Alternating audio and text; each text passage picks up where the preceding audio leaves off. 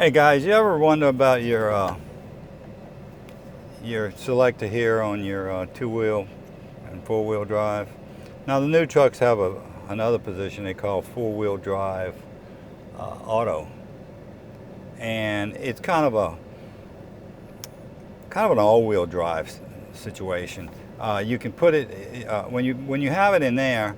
Your back wheels drive until the truck senses some slippage or whatnot, and then it will engage the four-wheel drive. This is a 2014. I don't have that feature on that truck, so I can't really speak too much about it. But first, let's talk about the neutral. When you go into neutral, that disengages both the front and rear differential. So you can tow the truck this way with all four wheels on the ground if you can get it started and get it into neutral. That was a previous question, and we had a video on it. But if the truck is dead in the water, you're in park, well, you're not going to be able to use this. You're not going to be able to get it in neutral.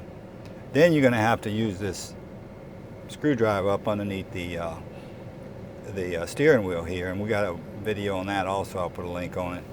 But and when you do that, it'll let you take it out of park and put it in neutral, but it doesn't disengage your axles like this neutral does. So you don't want to tow that truck very far like that. They tell you not to tow it. So you want to flatbed that truck when you get in that situation. And that's really what this is for, so that you can, if the truck is broke down completely and it's stuck in park, battery's dead or it won't start for whatever reason, then you would want to manually unlock it, but don't tow it, flatbed it.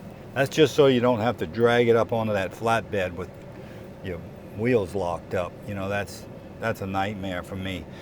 It would be.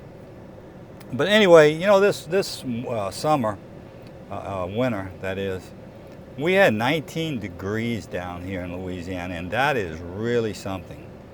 And if you want to see some crazy coon asses, boy, just get out on the road when it's 19 degrees and watch the fun. I mean, I saw people flipped upside down and in ditches. And I guess I shouldn't say it's funny, but it was kind of, in a way, humorous. And I'm no better because I've lived down in the South most of my life. I've traveled a lot, but I've only, rental cars up north and that sort of thing, or dragging our travel trailer through there in the summer. So you guys could teach me a lot about driving on the ice. But one thing I did find out, and it was really iced over bad, as a coon ass saying that, and I guess it's okay to say coon ass since I am one. I think that's what they call microaggression. I learned that word this week. But anyway, what we're going to do now is I'm going to put it in four-wheel drive lock. You want to be in neutral when you do this, okay? And boy, that's T79 flash. You can definitely tell. Recall, you can definitely tell the way this thing shifts now. It doesn't come out of park like it used to. You got to put your foot on the brake, and it's different. You'll see what I mean if you have it when you get it. But four-wheel drive, you don't want to shift this thing in four-wheel drive unless you're just barely moving. You can do it, you want to be really in neutral. You can be coasting a little bit. In fact, they say it's better to be coasting a little bit. Maybe like this, let's just coast a little bit. And then put it in neutral. And then shift it into lock. I don't know, they claim that makes it easier.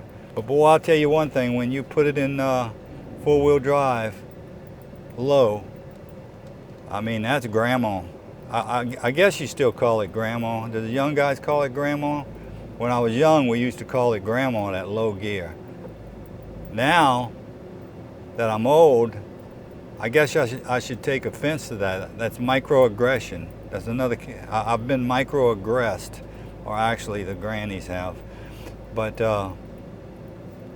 yeah, you can pull stumps with this mode. You can feel it. It jerks a little bit. It's like driving a bulldozer, like a D10 Caterpillar.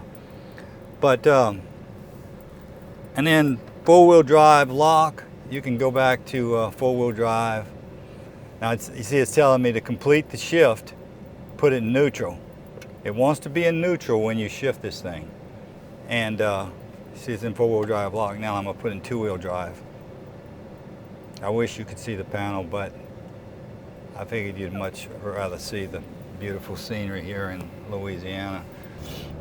Here we are, cruising along. You can see we're in two-wheel drive.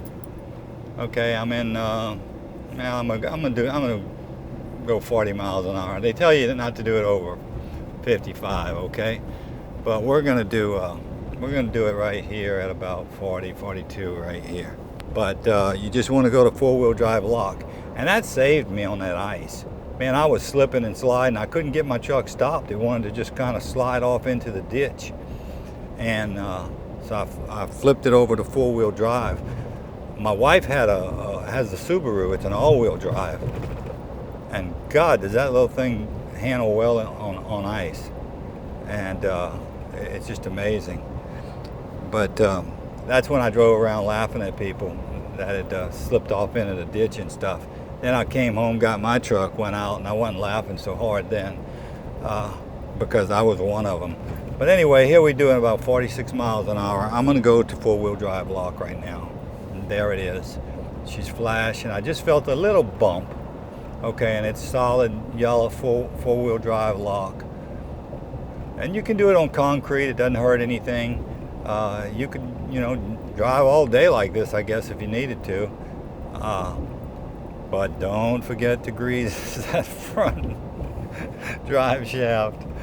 But anyway, that's all there is to that. There's nothing to it. It's no big deal. If you need it for whatever reason, if you're in the mud, whatever, throw that thing in four-wheel drive lock, and it shifts just as pretty as can be, and it doesn't hurt a thing. Anyway, I hope you enjoyed this video. I don't know if that would be the right word. But anyway, until next time, adios.